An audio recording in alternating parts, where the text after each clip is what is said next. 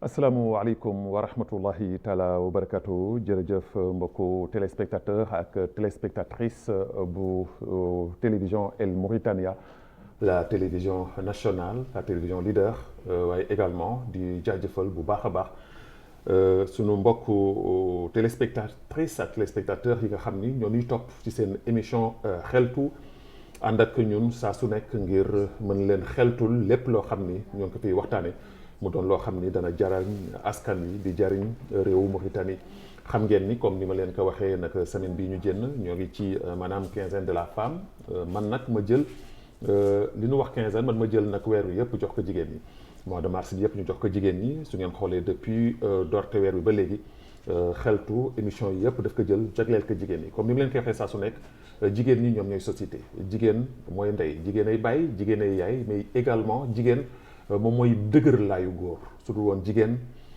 kii di président du juddu su dul woon jigéen wala yu du juddu su dul woon jigéen keneen ci àdduna koo xam ne dañ koy mën a ràññee ci àdduna du juddu loolu moo waral tax ñu leen di war a sargal ndax ñooy sunu ay yaay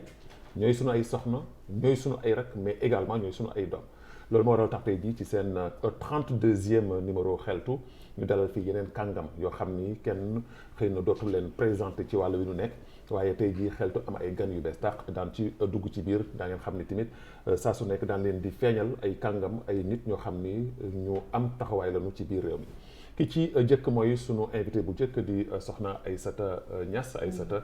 di activiste également nekk aussi tamit quelqu'un boo xam ni mooy 3e vice-présidente bu RAC nag di parti boobu nga xam ni Birame Dame Ould Habib moom moo ko jiite soxna Aïssata ñu jox la kàddu gi ñu nuyoon teeg yow. Merci Babacar nuyu naa la bu baax kontaan naa trop si dalal bi ma dalal fii et puis maa ngi nuyu les téléspectateurs ak les téléspectatrices. Merci beaucoup kontaan naa. sunu ñaareelu invité di soxna Sina Gaye nag moom tamit di yëngatu ci wàllu géej gi di mareyeur di nekk koo xam ni jàmbaar la ci wàllu yu mu nekk ñoom nag seen pàcc bi nga xam ni moom lu ñu war a waxtaan ak ñoom ci wàllu géej gi ci wàllu njënd meek njaay mi ci seen taxawaay seen dundin yëpp daan ko mën a tey jii xeltul leen ko soxna Sina ñoo lay nuyu. waaw jërëjëf Babacar maa ngi la nuyu bu baax di la ziar. macha allah di kontaan nag ci dalal bi nga ma dalal tey danga ma defal lu ma neex macha allah di nuyu waa Télé Mauritanie yëpp macha allah. voilà donc mbokku téléspectatrice ak téléspectateur bu xeltu voilà donc seen ñaari invité mais sans que ñu jël kàddu gi lu bare dañuy ànd ak waa régie Gleb Ould Ahmed comme d'habitude nekk fële ci wàllu ingeste ànd ak ki nga xam ne mooy Oumou Kalzoum Bilal ci wàllu communication Sidi Moulaval nekk VTR mais également ànd ak Fatimetou Mawlut ci wàllu son foofu la ci kaw ci fi nga xam ni beneen wàll wi ñu ànd fi ak ki nga xam ni moom mooy Naha Minta Ahmed l'artisan laa koy wooye mooy sama championne mooy sama patron Naha di ko nuyu di ko gërëm bu baax a baax mais également di gërëm di sant baax sunu coordinateur nga xam ni moom mooy Dahman ànd ak ñun chaque fois di yëngutoog ñun ngir lépp mën a yomb waaye nag comme ni ma koy waxee di ànd ak kii di Fatimitou Mint Souleymane moom mi nga xam ni moom mooy sunu réalisatrice préférée ñu ànd ak moom saa su nekk kon ñu ànd ak waa régie ñu jox ñu sunu premier élément di sunu portrait ban jàngat la ñuy mën a waxtaane tey jii ci sunu biir émission ci 32e numéro bu émission xeltu ñu ànd si ak l'incontournable et l'infatigable Léna Dieye ñu dem dellu soit ci plateau bi.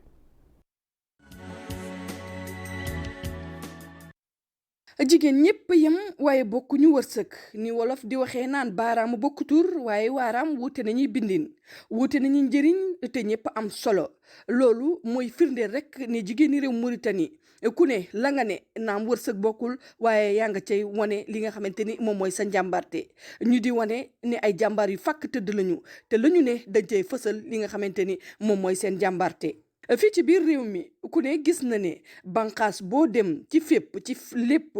ku ne gis na taxawaay bi nga xamante ni mooy taxawaay jigéen ñi lu ko waral rek moom mooy bëgg bokk ci yokkutum réew mi. ba tey jii ñu nekk ci weeru mars di weer bi nga xamante ni moom la ñuy jagleel jigéen ñi di leen ci sargal waaye it di leen seet di taxaw seetlu ci li nga xamante ni moom la ñuy def saa yu ne di ko fësal di leen sonj ngir ñu gën a takk seen lafu pendal waaye it dëgëral seen taxawaay ci biir réew mi. ba tey kenn umpalewul ne lu ëpp ci askan wi tey jii ay jigéen lañu te ku leen jàppale rek mooy suuxat nga réew mi mooy it jëmbat nga jàmm ci biir njaboot gi ak ci fépp fa nga xamante ni moom mooy ci biir réew mi loolu nag dara méttiwu ci te yomb naa def lool. ci ay bés bi ñu weesu ki nga xamante ni moom mooy soxna si njiitu réew mi loolu la xam daal dee taxaw ci kanamu jigéen ñëpp gën a fësalaat li nga xamante ni moom mooy seen kóllëre bi nga xamante ni moom la amoon ak ñoom gën leen sonj ci ñu rafetlu li nga xamante ni moom mooy liggéey bi jigéen ñi réew mi yëpp di ko liggéey waaye it ñu gën a dëgëral seen taxawaay ci lépp la nga xamante ni ñoo ngi koy def ndax ku ne gis na jigéenu réew Mauritanie njàmbaarteem fi mu toll tey jii. ci seen fanweeri émission ak benn bi nga xamante ni moom mooy émission xeltu Babacar Naam fas yéene dalal kenn ci jàmbaar yi yëngatu ci wàllu jënd ak njaayum jën ak keneen ki nga xamante ni bañkat la ci jàmbaar yi nga xamante ni ñoom ñoo nekk ci biir réew mi di bañ lépp la nga xamante ni nooteel la wala lépp luy suufeel jigéen ñu fas yéene nag waxtaane ana lan mooy jigéen ci turu jigéen dëgg-dëgg la ñuy fas yéene waxtaane li nga xamante ni moom mooy seen émission xeltu. Voilà, honneur à la femme mauritanienne. Voilà, donc ñu leen di jaajëfalaat bu baax a baax ci taxawaay bi mais également tey jii nag fi ma jénne tey jii xam ngeen ni la voix maanaam la main d'or laa ko daan laa koy wooyee di Sidi Gueye moom moo jënaat fi ma tey jii solu tey jii solal ma ba mu yanj maître tailleur nekk fële ca PK7 di ko gërëm di ko sant bu baax a baax alors ñu soobu ci waxtaan wi doore ko ak madame la présidente Aïssata Niass comme ni mu la ko présenté sànq alors activiste nga d'abord foofu nuy laa lay jëkk sax poser question avant ngay nekk troisième vice-présidente bu RAC nag ñëpp xam ni l'honorable député Birame Damo moo koy jiite mais ci activiste boobu nga doon la ñuy doore suñu waxtaan sama laaj bu njëkk mooy lan moo la dugal nga nekk ci activiste pour ñi ko xamul mooy ñi nga xam ni dañuy faral di yëkkati seen baat di taxawu askan wi ci wàllu wu nekk lan moo la poussé nga xëy suba rek nekk une jeune femme engagée wu ci l'activisme. Merci Babacar dinaa sawar trop di la tontu si question bi parce que man déjà bi may gën a nekk xale dama nekk koo xamante ni kuy bañ la te j'aime pas l'injustice bëgguma lépp loo xamante ni si wàllu injustice la donc ma màggee si noonu ba à un moment donné ma yàgg suivre nag président Birame Dabo si ay démarches am si nekkinam et tout. Voilà donc nga wax ni da nga yàgg topp le président Birame moo la motivé comme injustice nga bañ nga dugg ci wàll woowu alors dugg boobu nga dugg ci li nga xam ni moom mooy wàllum politique nga nekk ndaw est-ce que nekk activiste jóg nekk politique parce que activistes yi suñu leen di xool duñu leen di faral di gis ci wàllu société civile nga xëy suba dugg ci politique est-ce que du yàq dara ci sa confiance bi nga doxoon sa diggante ak ay nit yi nga xam ne yaa ngi doon ànd di liggéey ak ñoom. non du ko yàq foofu laa jëmoon parce que nekk activiste boo bëggee yow peut-être jeexal li nga xam ni xeex bi ngay xeex bi boo bëggee mu àgg mbaa mu sotti mun nga ko boole ak politique bi fekk yow li ngay jiital d'abord moom mooy sa xeex bi nga daan xeex walla bañ bi nga daan bañ donc du coup man gisuma ci loolu benn inconvénient boo xamante ni dina war a mun a yàq suñu ay démarches parce que ci biir politique bi lu ñuy xeexal li bu ñu duggee ci politique bi moom la ñuy continuer. mais am na ñoo xam ni dañuy dugg ci biir mouvement boobu nga xam ni mooy les activistes. pour jooy seen xalaat. wala wax seen métit mais duna ay politique. des fois sax da nga siy gis ñoo xam ne dañ lay wax ni la man su fekkee ne politique la dama ci. alors est-ce que bi nga sooboo ci politique amul ñoo xam ni buudi nañu. non même pas parce que gisuñu que dañu teggi suñu tànk fuñ ko tegoon parce que li ñu doon def depuis balaa ñuy dugg si loolu la ñu continuer démarche yu ñu doon def xeex bu ñu doon xeex taxaw bu ñu taxaw woon amul lu ci changé lu dul lu si yokku donc nag si côté boobu man laa commencé ak sama équipe musuma woon dugg ci politique avant instant yi 2019 laa ñëw commencé dugg ci affaire politique te li tax ma dugg ci aussi man li may sentir ak li ma doon bañ dama gis koo xamante ni dafa taxaw ma gis ci moom man sama lutte bi ma bëggoon ak li ma doon yaakaar mu war a mun a am ci réew bi ma gis que taxawaay boobu kooku boobu taxawaay la taxaw donc loolu moom ma motivé ba ma mun a dugg ci moom taxawaay boobu la taxaw moom la taxawoon selon certains parce que ñoo ngi wax ni taxawaay bu mu taxawoon boobule ak taxawaay bi mu taxaw léegi wute na daan ci gën a dugg daan ci gën a xuus ci wàllu woowu parce que kenn du wax loo xam ne dañ koy jeex comme yaay tey 3e vice-présidente bi am nga xëy na ay réponses yoo si def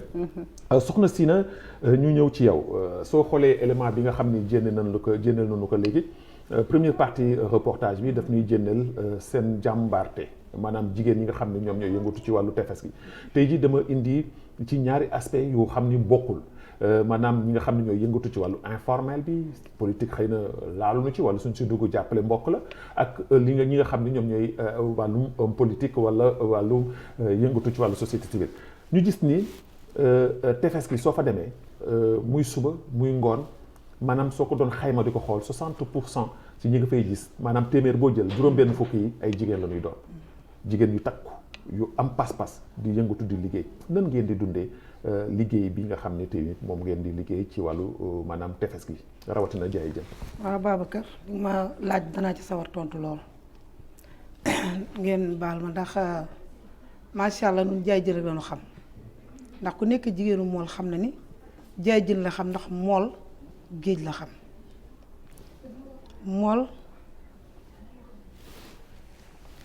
mool géej la xam. macha allah bu suñuy góor yi demee géej ba ñëw fokk ñu dem géej teeru leen la ñoo am nu man ci am lu ñu yóbbu marché di ko jaay wala nu jaay ko ci tefes gi nu am jafe-jafe yu bare nag ci géej gi ndax jafe-jafe premièrement mooy lan suñuy doom yi nga xam ne ñooy dem ci géej gi ak suñuy caamin yi sonn nañu ndax ku ne xam na ni mbaalu caas yàq na géeju Nawaasut yàq na suñu géej ku ne xam na ni mool yi dañ daan dem maale 2 fan 3 fan léegi dañoo dem juróom-ñetti fan 10 jours doolaa dellu si duñu am dara. mais est-ce que soxna Sina loolu mbaalum caas moo ko indi est-ce que amul leneen lu laxasu ci gannaaw mbaalum caas li tax tey jii ki daan dem maare 2 fan yu nekk tey jii mënut ko def su demee 2 fan su dootul def 2 fan mais juróom-ñetti fan lay def est-ce que amul lu laxasu ci gannaaw lu dul mbaalu caas. waaw mën naa am lu ci laxasu. waaye ñun daal li ñu gën gis mooy mbaalu caas ndax xam nga mbaalu caas dafay yàq géej mool yi dañoo dem géej ba ñëw macha allah daan yeb ba fees léegi suñu demee bu ñu ñëwee parce que duñu indi dara wala jën wi ñëw indi baaxul boo ko tegee tuuti mu nëpp te ku ne xam ne ñun liggéey rek la ñu xam ku nekk gis na lu ñoo des ci géej gi ñaareel ba ñun ñuy liggéey ci géej gi macha allah ñii di dagg seen carte mareyeur dangaa xoolal ni sax étranger yi sax ñoo leen ngeen bokk si dëkk bi ndax tey yii yëpp am na ci métti fu ñu teg seen bagage ñun leen yëkkati leen ñun ñee nga xam ne dañoo suñu jën di dem di jaay manoo am foo teg sa kees si géej gi pour glacer sa jën pour jën bi baax foo teg sa kees ñun lay yëkkatil. mais lan moo waral loolu. lan moo waral fu ngeen teg seen kees ñu wax leen yëkkati leen ça veut dire que da ngeen amul xëy na organisation seen wàllu bopp la da ngeen ñàkk organisation yéen seen wàllu bopp wala lan moo waral loolu. lan moo waral loolu moom foo laal ñun la fi place jàmbur la léegi boo fi tegee sa kees ñu laa fay weer ay 3000 2000 di la ko fay ci baadolo saa mu yomb la saa mu jafe la lool su ko defee nag léegi bu ñu toogee foofu bay jëmmi jamono wala fayoo ñu yëkkati sa kees sànni ci àll ba bu dee looloo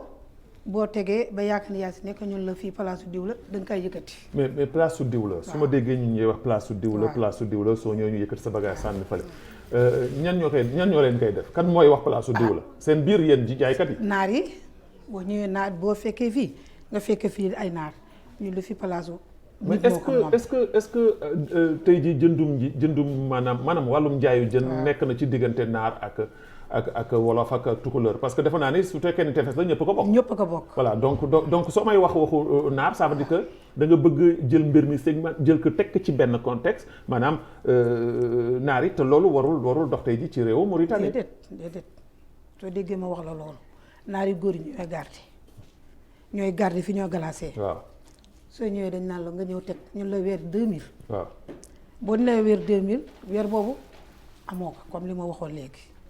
nga ñëw ñun la yëkkati sa kees. mais du ñooñu ñoom ñooy doxal mbir mi. waaw waaye xëy na si ñoom ñoo lalu ci am na ñu ko lal ci suuf. waaw waaye ñun ñooñu xamuñu leen. mais yéen amu leen feneen fu ngeen mën a jooyee li ni mel pour nga mën loolu mën a jeex ci yéen. amuñu ko ndax dana ko jooy ba sonn waaw. de loolu bu gannaaw loolu marché bii noo jaayee macha allah da ngay ñëw teg sa paan ñëw war teg sa paan jaay indi sa jënd jaay boo ko defee policier bi ñëw. ñu nekk ñett ñëw ni la doo fi jaay di la dàq nga yendu sa paan di daw boo àndee say jën teg su leen neexee ñu fab ko yéeg ko ci benn bureau boo xam ne fa la ñu kaa denc boo xëy si suba war jaay ñu denc ko fa ba 3 heures. mais dans ce cas ana seen fédération yi nga xam ne tey jii chaque fois ñu dégg leen ñuy yuuxu rek di wax. waaw di wax ana seen fédération yi. ñun gisuñu leen. fédération kay suñu ko sampee ci biir tefes wala ñu samp ko ci biir géej ça veut dire que mooy mu taxaw yenn problème yi nga xam ni ay nitam dañ koy yor waaye kenn tapp la fédération rek pour que soo taxawee rek yu waxu tey subaa nga dugg fele wala ñu woo la ci roq teg la ci benn place jox la ndox mu sedd nga naan nga toog jàpp sa njàmbur est-ce que tey jii faute boobu aussi tamit que dellu siwaatul ci yéen comme li ma posé woon question bi rek du dellu siwaat ci yéen parce que tamit seen njiit yi est-ce que mat na nu njiit loolu nag mooy problème bi ndax ñun dañ leen ko jooy ba tay ñoom gis nañ lu ñoo daj si géej gi ndax ñun ko nekk xam na nu liggéey rek la ñu xam te moom la ñu bëgg waaye nag liggéey na am foo ko defee ndax tey jii boo jëndee sa jën dem ci géej gi jënd sa jën da nga war gis marché boo xam da nga war toog normal nga jaay te kenn duñ la jogal waaye foo toog ñun la jogal nga amee say paan di daw saa nga gis si jigéen ji ñu dóor ba mu daanu. dóor wallaahi ñun fii noo jaayee noonu saa nga gis si ku ñu dóor ba mu daanu. waaw suñu leen dóoree léegi suñu leen dóoree léegi lan la loo si man. mënoo ci dara. dëkk bi dëkk yoon la. mënoo ci dara. déedéet mën dara kay soxna si daf may xaw jaaxal dëkk bi dëkk yoon la dóor jigéen bu ñu dóor góor sax waruñu ko dóor asuma ak jigéen. xam nga am na daaw ku ñu fi dóoroon sunu benn mbokk mu nekk jigéen wérul bi ñu ko dóoree policier bi dóor ko bi policier bi demee dafa ni moom moo ko tooñ. mais policier moo ko menacé moo ko soxna si na policier. muy militaire muy gendarmerie muy garde côte ak ku mu mënti doon amoo sañ-sañu di dóor nit sa tenue boobu nga sol amoo sañ-sañu dóor nit loolu moom leneen luy wax mais dóor moom loolu moom c'est autre chose alors léegi dóor boobu su fekkee ne am na léegi ñu leen di dóor loolu yéen da ngeen di toog rek croiser seen ay bras ñu mën na si dara ndax yaa ngi bañ problème mais bañ problème ba ci sa droit mais réew mi réewu droit la. wallaahi te si réew mi nga dëkk kenn ku nekk da nga am àq du sax question dëkk même ki nga xam ne dëkkul ci dëkk bi amoo sañ-sañu du ko dóor. wallaahi voilà soxna si. lii daf lay interpeller yéen ñi nga xam ne yéenay xeex lépp loo xam dafa jëm ci wàllu injustice comme ni nga ko waxee léegi. ngeen di activiste en même temps. sooy dégg kaddu yi nga xam ne yëkkati na ko. ñu dem ba di takk dara. di ñëw di dóor nit waxuma sax jigéen parce que jigéen moom dafay ëpp. jël jigéen moom di ko dóor moom loolu moom dafa ëpp mais léegi yéen ça vous fait quoi lan la leen di def yéen ñi nga xam ne yéen ay xeex li nga xam ne man li ma jot a dëgg nii daf ma choqué parce que tey amul foo mënti dem ba nga xamante ni ku sol tenue ak ku mu mënti nekk di yëkkati loxoom di ko jëmle si nit waxtuma la ak jigéen kuy ñëw di daan ci dooleem man de lii musuma ko dégg et puis warul am c'est choquant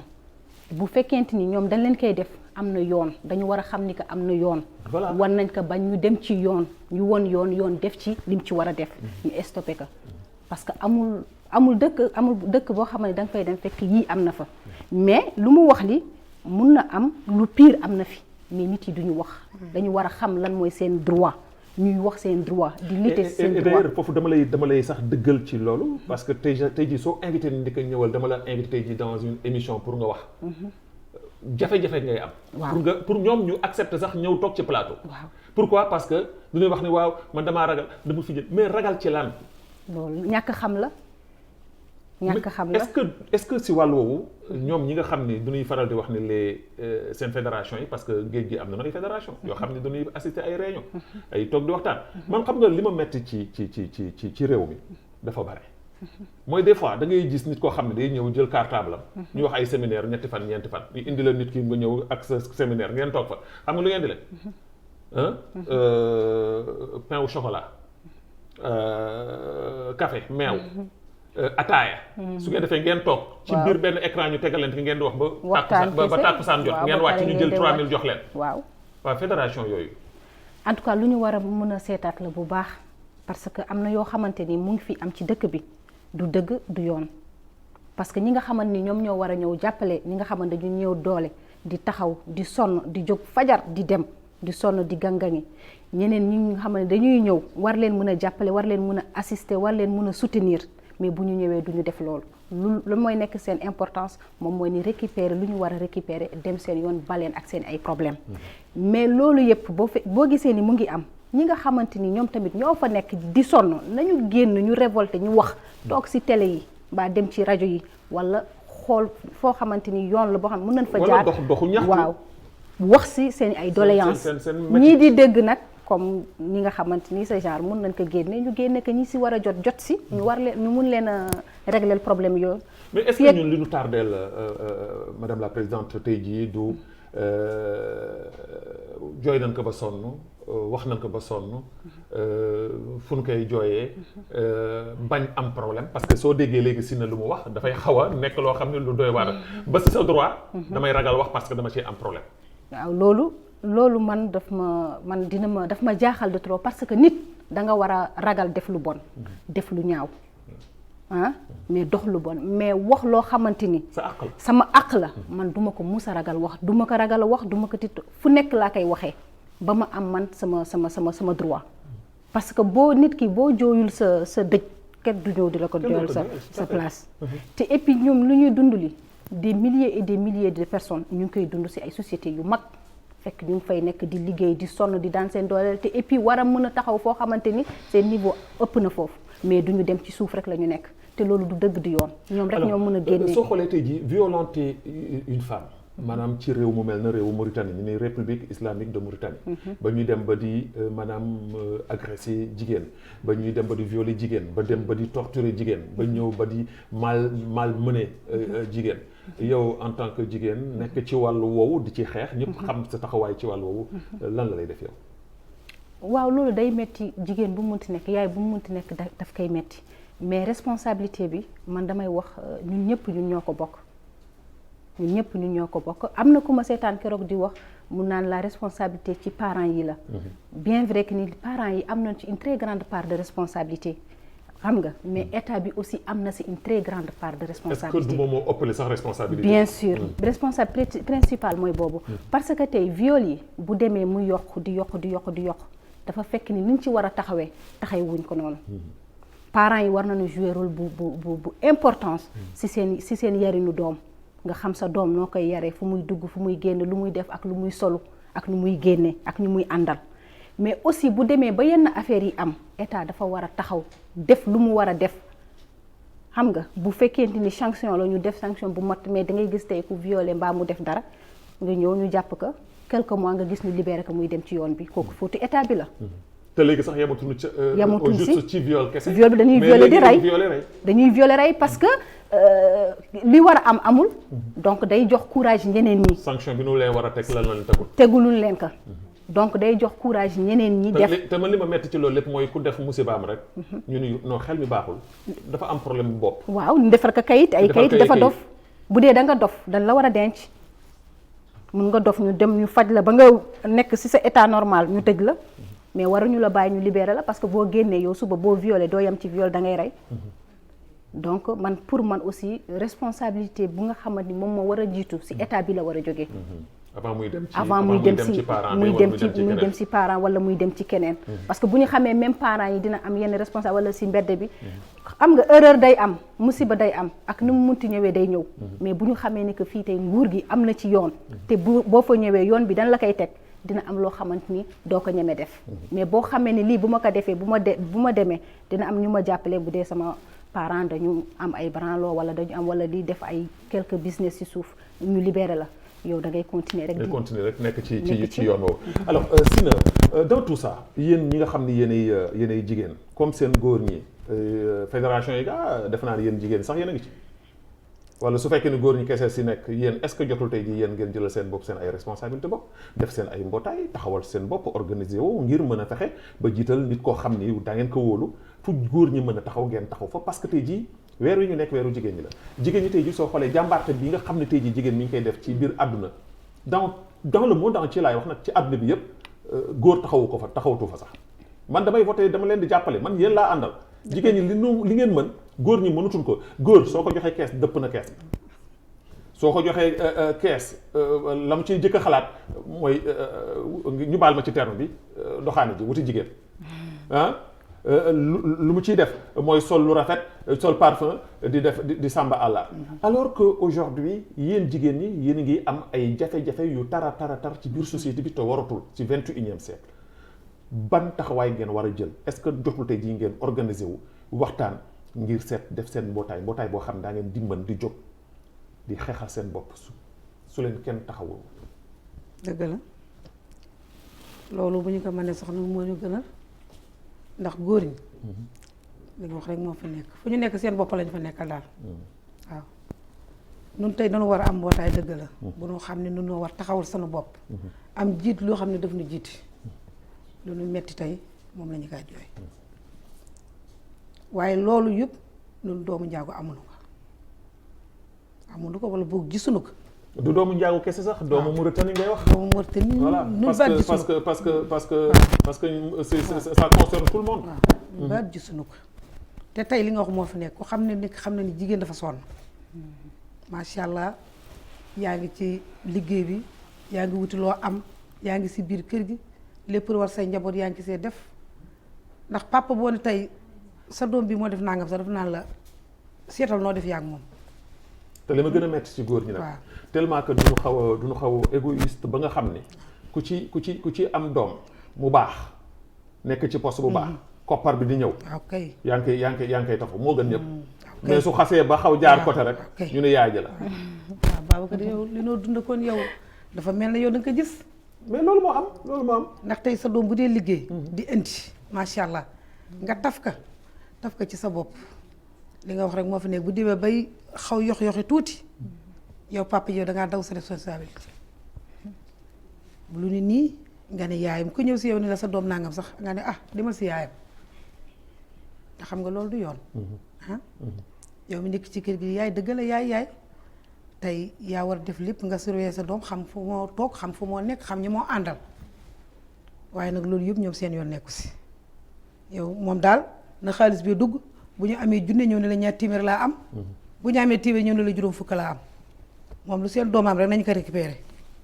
xam nañu kaa def ak fu ñu kaa dugal yow nga nekk ci mais soxna Sina dafa am benn question boo xam ne nag xam naa ne dañ la def ree ñu ni seetaan mais damay faral di dégg loolu ñu koy wax ci góoru mool dañuy wax ni yéen seen góor yi dañu bëgg lu nooy loolu yéen jigéen daal yéen nekk xëy fajar 6 heures du matin takk seen sër dem wuti suñu ñëwee fu mu nekk fi ñoo ngi ci biir kër gi te yéenay dépense yéenay toppatoo jàngu xale yi yéenay lijjanti lépp te li ma ci gën a metti nag li ma wax mooy góoru mool takk jabar ci xol bi la ko samp loolu moom mooy seen ñaareelu tur loolu rek koo dégg mu takk jabar mooy xaleel nga may ko jabar bala moo am ñaari at mu takk ñaareel te dara motul kooku moom xam naa ko si ñoom te dara matul dara matul dangay gis ñoo xam ne dañoo luyee sax dangay gis ñoo xam ne dañoo luyee takk seen ñetti jabar teg ñun gis na loolu dund na ma ko. mais seen géej googu dégg naa kéemaan mu fa xew lu nekk nga fay gis. waaw lu ne nga fay gis lu ne nga fay gis macha allah waaw ci li jëm ci wàllu carte mareyeur yi. parce que dafa nit que dafay poser toujours des problèmes suñu waxee ñu ni carte mareyeur nationaux yi ñoo ko war a yor suñu waxee nationaux maanaam ci wolof mooy ñi dëkkee Mauritanie ki nga xam ne doomu Mauritanie nga ñoo war a amee loolu ñoo war a am carte mareyeur mais carte mareyeur yooyu du ñuy gis ni du ñuy wax ni léegi dañ koy attribuer ay étrangers ça veut dire que dañ koy jox ñi nga xam ne dëkkuñu ci biir réew mi donc ci bitim réew la ñu dëkk beneen dëkk la ñu dëkk ñoo ci biir réew mi yéen au lieu que ñu jox leen ko yéen seen wàllu bopp ngeen mën a jaay librement mais duñ leen ko jox ñu ne leen koy jox est-ce que loolu dëgg la. loolu dëgg la dañ la kaa jox yow dañoo fa benn carte mareyeur sotti ko fukki carte. déet waay. wallaahi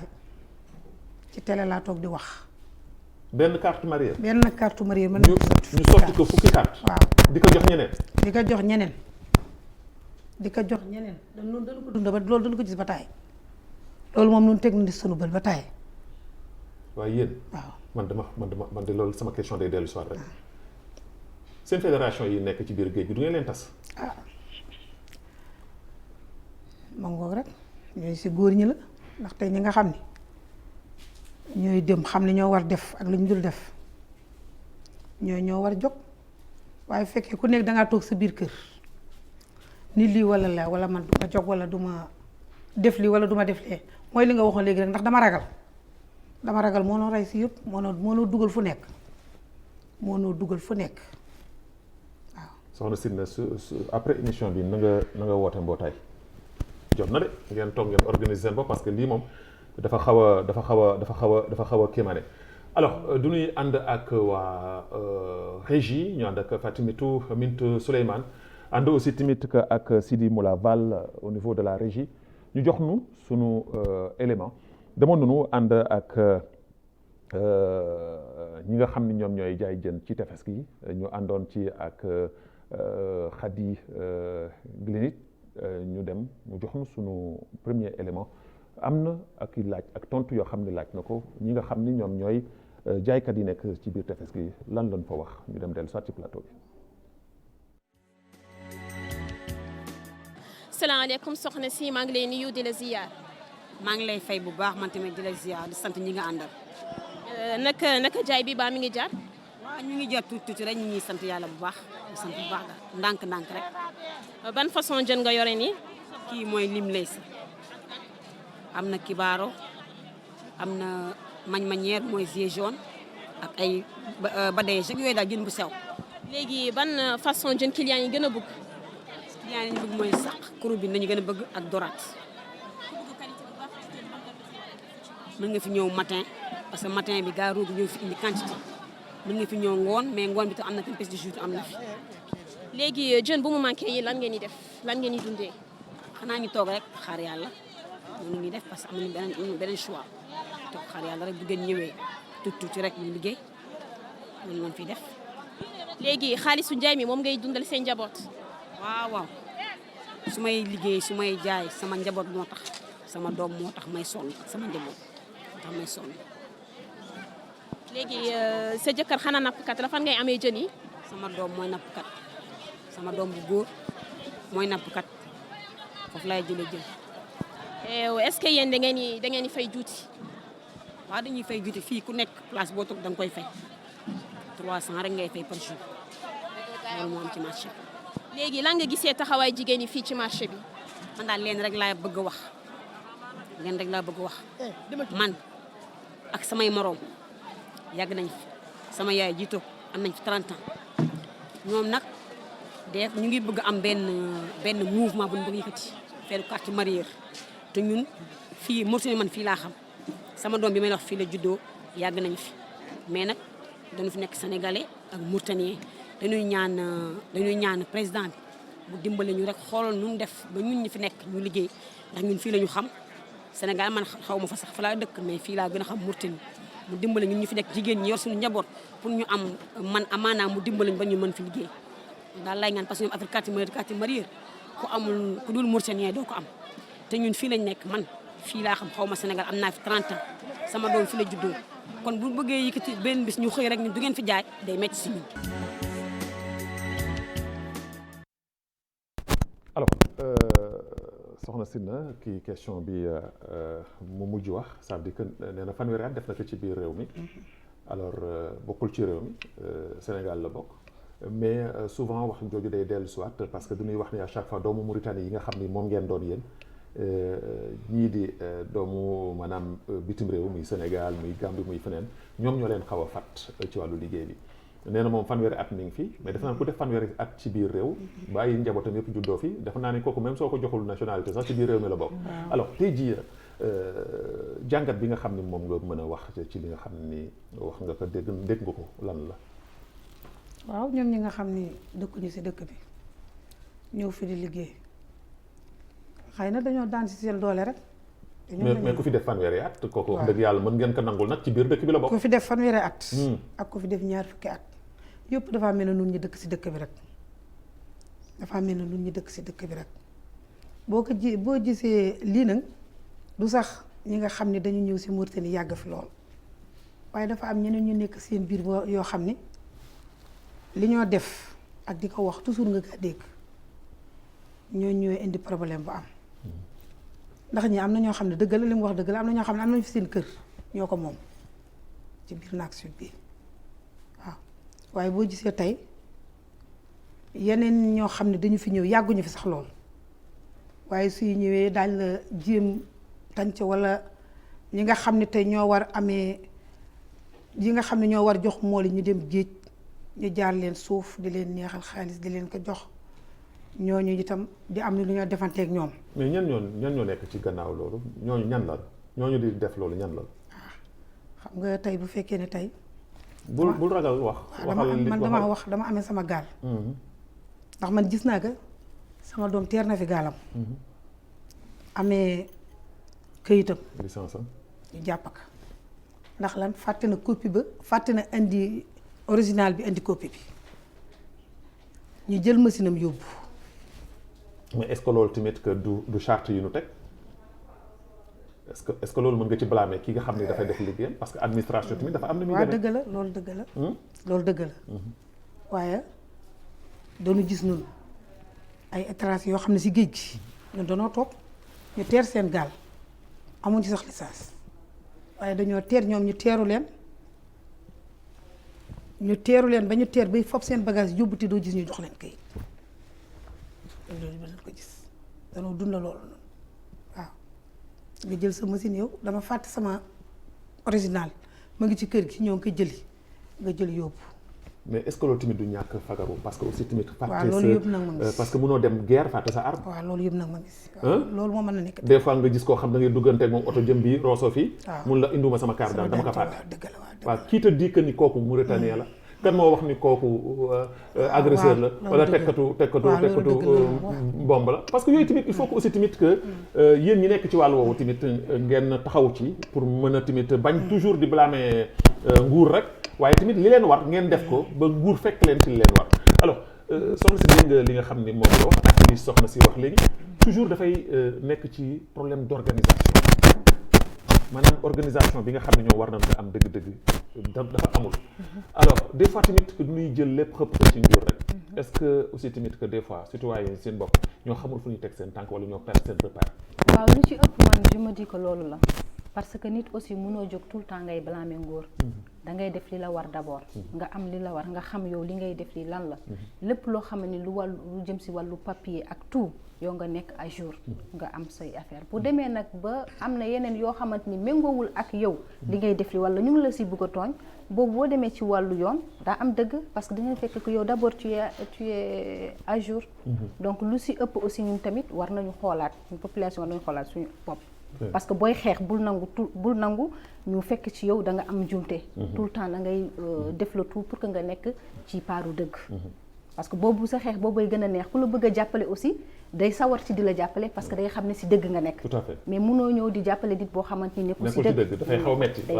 voilà kon ñu dem ànd ak quoi régie ñu jox na sunu deuxième maanaam dernier élément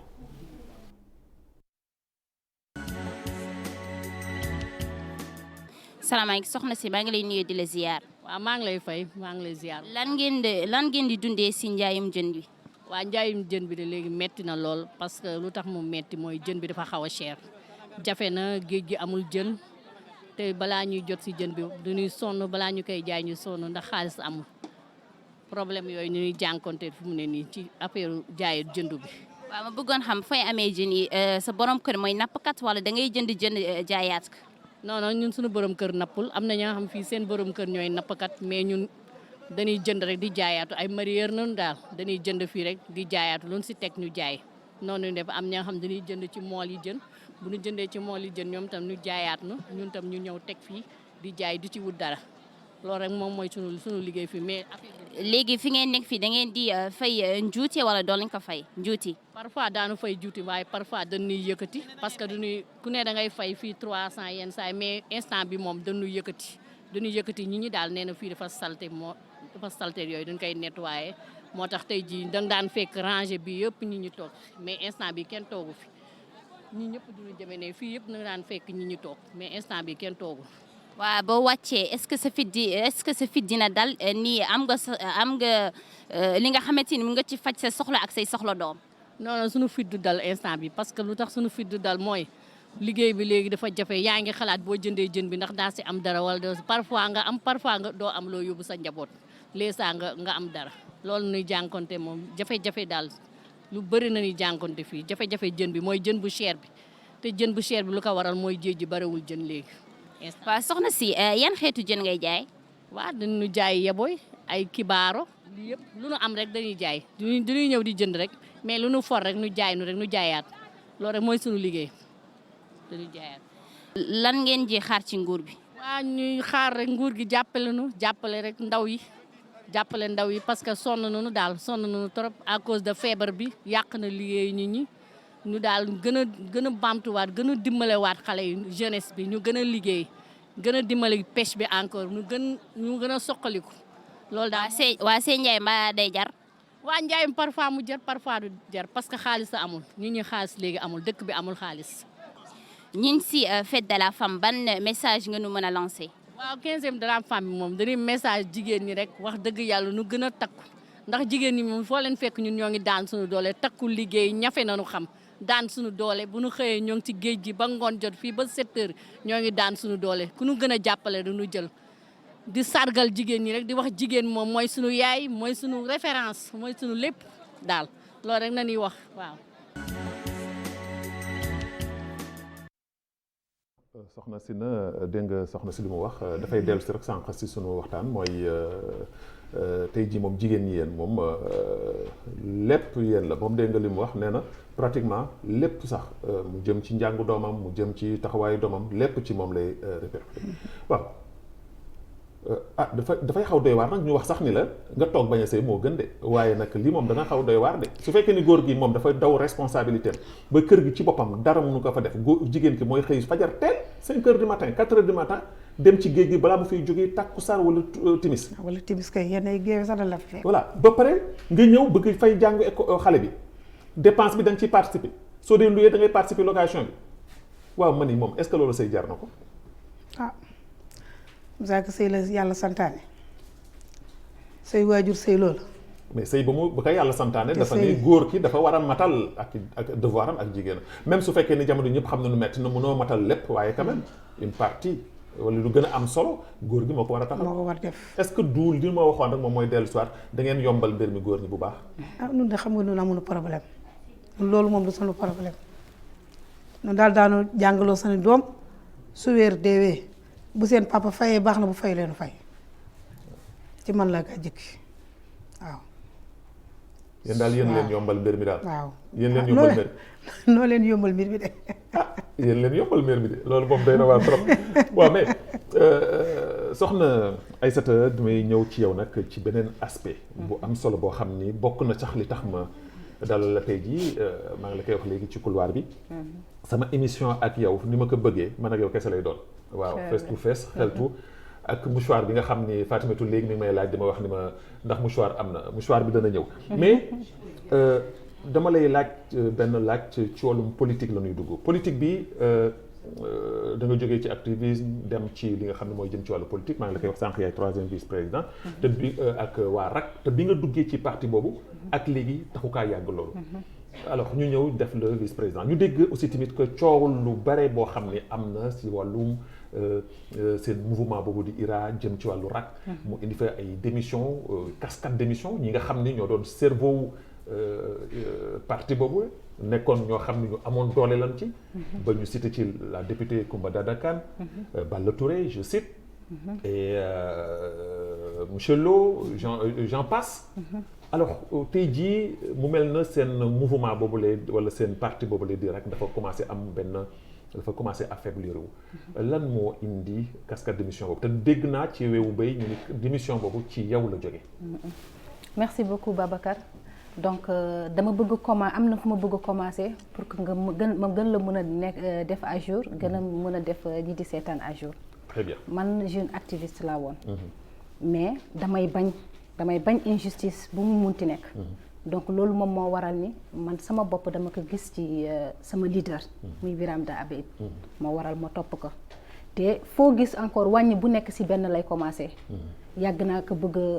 naa bëgg adhéré wu ci moom mais mënuma woon xam naka lay def ba ma agsi ci moom yàlla ak sama rakk bi ma bokkal ndey ak baay mu bëgg a jàppale belle-sœur am muy muy présidente IRA Canada di Kadjiba mun man dama bëgg a jàppale sama belle-sœur parce que moom ci kii Biram la nekkal ma ni que ça fait l'occasion man bu yàgg maa ngi bëgg dugg ci affaire ki ànd ak moom ci lit bu muy def parce que dama ci gis sama bopp donc pourquoi pas duma jàppale sa belle-sœur en même temps ma jàppale président jàppale sama bopp parce que képp ku ko jàppale ci lit bi du moom la jàppale boppam la jàppale parce que lu muy xeex li pour ñun ñëpp la donc à partir de foofu ma commencé di sensibiliser ay jeunes yi nga xamante ni dama xam ni c'est des jeunes dynamiques ay jeunes bañkat lañu nekkul woon ci benn parti politique parce que ñun ñëpp dañu demoon ba ñu désespéré wu dafa mel ni comme bokkatuñu ci suñu réew parce que luñ ciy daj ak lu ñuy gis tu te sens que étrangère nga sa biir réew comme que moom mu ngi koy xeex donc pourquoi pas duñu xeex biir ba ñu mun a sentir suñu bopp ba ñu mun a am suñu ndam donc ma contacté ñooñu ils ont trouvé que c'est une très bonne idée pourquoi pas te ñoom aussi Biram daf leen convaincre à partir de foofu ñu créer benn initiative bu tudd Biram pour tous muy dem ba initiative bi mag incha allah tombeek élection yi mu ngi waaj a ñëw ñu préparer def ay affaires yu bëri yoo xamante ni du ma ko détailler muhim après par la suite boobu la ma Kadiata Ba boole ak Koumba Dada Kane boole ma ak directeur campagne bi muy Tandia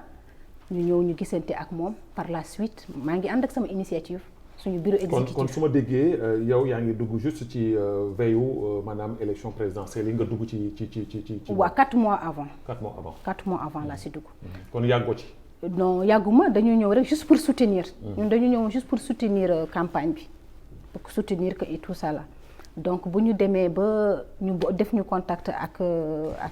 Koumba Dada boole ñu ak Tandian boobu la ñu Tandian présenté président bi maa ngi ànd ak sama waa équipe. à partir de foofu nag ñu commencé di liggéey bu ñu liggéeyee nag peut-être suñu liggéey ak yeneen liggéey initiative yëpp macha allah parce que jeunesse Mauritanie yëpp dañu comprendre dañu yeewu dañu xam aussi li nga xamante ni lu ñu yàgg dund la suñu ak kan moo ñu ko mën a dindil. muy président mais lan moo indi cascade d'émission boobu. waaw foofu laa jëm après sama adhésion après campagne bi bu ñu doon defar bureau yi. dañu proposé jigéen boo xamante ni day nekk ci kii bi ci bureau RAC bi exécutif RAC bi donc foofu la Koumba Dada wax nañ ma choisir man. kon Koumba Dada moo la proposé. si Koumba Dada moom moo ma proposé parce que man affaire bi bu mu demee ba mu am coow li am ça m'a beaucoup surpris parce que bu ñuy commencé on travaillait normal dañ doon liggéey ñu doon def suñu ay réunion mais dañu xëy bis rek. ma dëgg ay rumeur comme quoi parce que gaa ñi neen nu waroo ñëw ci parti bi barki Dembo Ndiaye ñu ñëw yóbbu la 3e vice-présidente bu parti bi alors donc loolu bokk na ci lu leen frustré am na sax ñoo xam ni du ñuy wax ni dafa am parce que man dégg naa benn sage boo xam ne mi ngi ci ak yéen mu wax ni loolu nga xam ne ñoom def nañ ko waxu picc la dañuy wax rek lu leen neex parce que ñoom duñu amul lu ñu laloon bu yàgg mais lii duñ ko bëgg utiliser rek comme arme est-ce que loolu da nga koy dëggal. waaw parce que gis nga lal bi loolu man loo xam ne daf ma concerné mais man li ma concerné ci loolu lay wax li ma gis parce que nit bu lay def dara dañuy bureau mooy toog te bureau bi moom moo ma def bureau bi ñoom la ñi wax nañ ma dindi ñooñu la woon ñoom ñoo ma fal ba ñu commencé di liggéey man je n'avais aucun problème ak kenn si ñoom. mais est-ce que kon du doo jox dëgg ñi nga xam ne wax dafa am lu ci laxasu. waaw mun naa leen jox dëgg parce que man wanuñu ma woon loolu début bi on était tranquille ensemble dañ doon liggéey. wala jalousie moo ci dugg. bon je sais pas li nekk ci ginnaaw man loolu ça ne concerne que ñoom ñoo xam li waral xam nga changement bi mais man li ma xam moom mooy ni que ni ñoom ñoo ma def ba pare ñu ngi doon liggéey normal ba mu am ay 1 mois et quelque ñu doon def ay réunion di def suñuy activité y avait aucun problème ma xëy bis rek affaire bi génn ci Aïssata Niass donc aussi ma xool ni que nit balaa buñ la nommé bu fekkee am nañu contre parce que man dem na ba mu am une année wala moins d'une année boobu laa doogaam di xam que man dañ ma def 3e vice-présidente donc bu ngeen ko doon bañ je pense que da ngeen ko doon bañ à l'avance balaa ma koy yëg ngeen waxtaan ngeen dindi ma wala ngeen xool li ngeen def wala ngeen bañ ma def sax mais bu mu demee ba ñu commencé liggéey ba après ñu def quelques réunions c'est boobu la wax bi génn donc am na lu nekk ci ginnaaw mais loolu ñoom la concerné ñoom ñoo xam lu waral ñu def lii mais man kam je n'ai aucun problème ak. et alors que loolu dugg dem na ba indi démission boobu ba ñoom ñu créer seen mouvement boo xam ne taxawal nañ ko tey jii alors ci côté boobu est-ce que du loo xam ni lu nu préparé woon la bu yàgg ñoom ci seen wàllu bopp parce que soo xoolee situation bi nu mu demee quelques semaines wala quelques mois wala même pas ay mois loolu taxaw ñu ni lépp jeex na est-ce que du la jaaxal. waaw kooku ñëpp lay jaaxal ñëpp lay kii boo xoolee aussi au fond dina am loo xamante ni lu nekkul logique la mu ngi ci biir donc loolu aussi man bëgguma ci sore mais quand même li may xam ba mu leer ma que man ak ñoom musuñu woon am benn problème dañ doon liggéey ak kon daal mbir mi dañ ko bëgg mbuboo ci yow mais nekkul yow. waaw mais feeñ na après parce que après dëggaat nañu ko du man maay seen problème wax nañ ko